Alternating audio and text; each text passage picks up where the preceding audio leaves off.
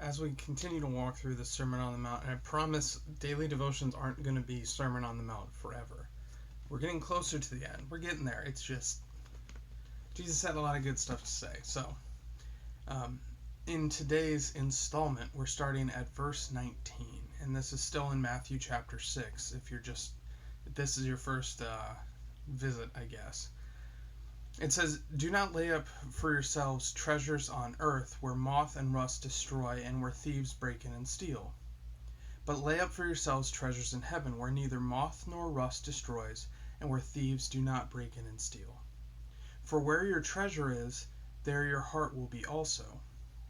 The eye is the lamp of the body. So if your eye is healthy, your whole body will be full of light. But if your eye is bad, your whole body will be full of darkness. If then the light in you is darkness, how great is the darkness? No one can serve two masters, for either he will hate one and love the other, or he will be devoted to one and despise the other. You cannot serve God and money." Okay. And the first thing that comes to mind as I read this, I don't think it needs a lot of explanation. There's this reality of moth and rust, and I think most of us know what that is. Light, darkness, like these are very familiar images to us, so I don't have to spend a lot of time explaining the imagery, the language that he's using. What comes to mind as I read through this are actually two stories. And the first one, when it's talking about don't lay up for yourselves treasures on earth where moth and rust destroy and where thieves break in and steal, this kind of reminds me of some of the conversations that my brothers and I would have when we were younger, and if I'm being honest with myself, still have sometimes, of kind of just being ridiculous in context with a verse like this. Of we would try and come up with things that couldn't be destroyed, like that wouldn't fit under this specific language, even though the spirit of the passage is everything passes away, right? We would try and think of things that can't be destroyed, and then the rest of us would get really creative in how that thing would be destroyed. For example, now I can't come up with an example. We would come up with something that couldn't, like the internet. The internet's going to be forever. And then someone's response would immediately be,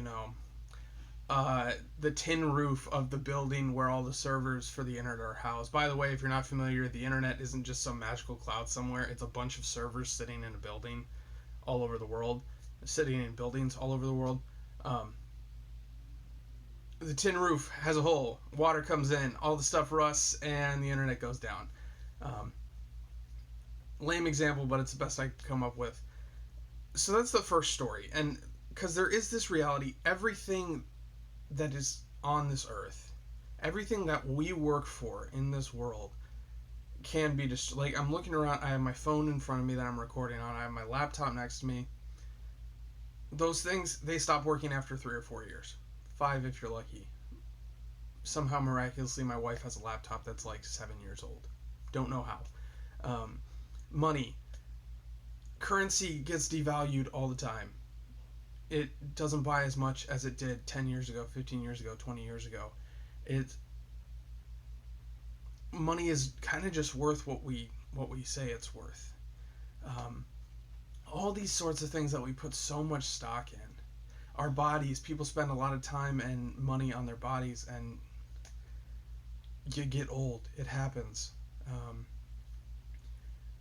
So the point of this passage is all that stuff, it's not worth putting it's not worth trusting in. And then it gets to this, the eye is the lamp of the body. And this reminds me of a conversation that I actually had with a gentleman this Sunday. I didn't ask for his permission to tell the story, so I'm not going to share his name.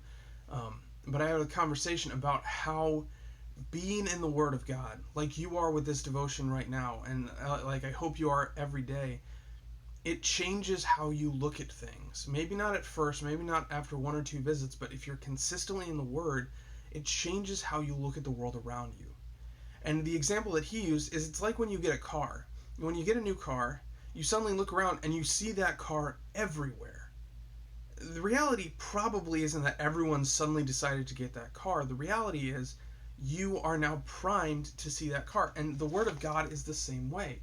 The more time you spend in it, the more you see it around you. Right? So that's when it's talking about the eye is the lamp of the body. It's if these are your priorities, if this is the thing that's constantly in front of you, if God and His Word is what's in front of you, that's what's going to be the thing that directs your life, that guides you. So be in His Word.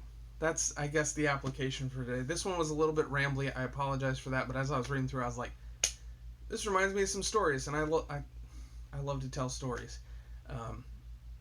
Speaking of which, both this topic and storytelling are going to make an appearance in this weekend's sermon at Edgewater, so be there.